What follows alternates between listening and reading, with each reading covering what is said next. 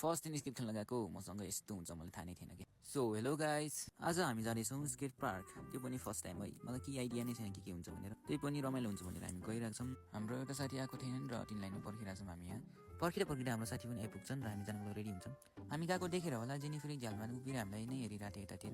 कपाल रफ गर्दा गर्दै हामी जान्छौँ हाम्रो गन्तव्यतिर। कपाल रफ गर्दा चाहिँ कपाल चाहिँ फ्लफी हुन्छ अरे कि, त्यही भएर रफ गर्छु मैले। फ्लफी कपाल चाहिँ मलाई राम्रो लाग्ने, त्यही भएर रफ गर्छु मैले। कुनै पनि ढिला नगरे हामी लाग्यो स्केट पार्कतिर। हाम्रो घरदेखि स्केट पार्कसम्म 50 मिटरको टाढामा छ। हामी जाँदै गरेको स्केट पार्क चाहिँ त्यही हो। यो स्केट पार्क खुलेको धेरै भएको छैन, 1-2 महिना मात्रै भएको छ र त्यो 1-2 महिना म एकचोटि पनि गएको छैन। किन नगएको त्यो मलाई नि थाहा छैन। आज फेरि कहाँदेखि स्केट पार्क जान मन लाग्यो, त्यही भएर स्केट पार्क जाँदैछु म। भन्दा हामी स्केट पार्क नै आइपुग्यो। यो स्केट पार्कको नाम चाहिँ लिबाङ स्केट पार्क रहेको छ र यसको लोकेसन चाहिँ लिबाङ 4 रोल्पामा रहेको छ।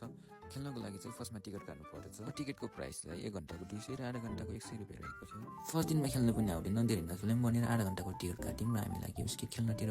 मेरो खुट्टाको साइज चाहिँ 40 हो र 40 को स्केट सुज मागेँ दिदीलाई र स्केट सुज दिनु। स्केट सुज लिएपछि हामी गयो स्केट सुज लगाउनतिर।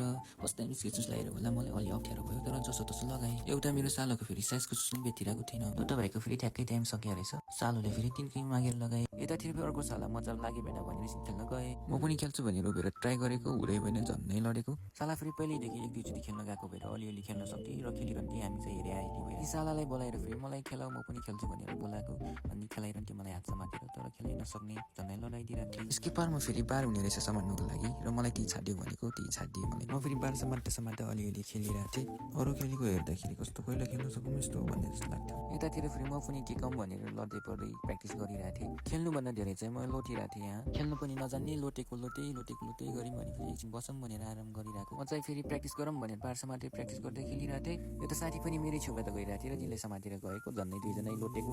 सायद दुईजना खेल्न नजान्ने भएर होला। अलिअलि प्र्याक्टिस पछि चाहिँ 1 राउन्ड हान्यौँ भनेर गएको, जान त गएको, पुरै चाक बज्रिने गरी लोटेको।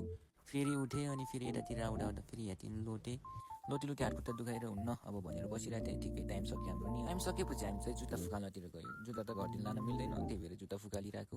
फुकाल्दा पनि कस्तो अप्ठ्यारो भएको कि मेरो जुत्ता त अड्के भएको, बल्ल निकालेर फेरि काउन्टरमा बस्ने दिदीलाई जुत्ता किन्न गएको। दिदी त उता बिजी हुनुहुन्थ्यो अनि यहाँ राखेँ जुत्ता थुतेर फेरि हामी गयौँ बाहिर चप्पल लाउन। बाहिर चप्पल त्यही छोडेछौँ, त्यही भएर अनि फेरि घरतिर जानै लाग्यो होला। फेरि स्केट पार्कको अनरले बोलाएको भाइ भनेको अनि त्यहाँ दाइले फेरि लिबाङ स्केट पार्कलाई फलो गर है भन्नुभयो अनि मैले ओके भनेर जाने गरेँ। फाइनली आज स्केट खेल्न नसक्यो भने स्केट खेलियो। स्केट खेल्दा चाहिँ रमाइलो हुने रहेछ, अलिकति बडी ब्यालेन्स गरेर खेल्नु पर्दो रहेछ, खेल्न चाहिँ सकिन्छ रहेछ। र यो मिनी ब्लग चाहिँ मेरो लाइफको फर्स्ट ब्लग हो, त्यही भएर उति राम्रो पनि आएको छैन, तर आउँदै गरेको दिनमा म राम्रो ब्लग ल्याउनेछु भन्दै यही ब्लग यही अन्त्य गर्छु। By by.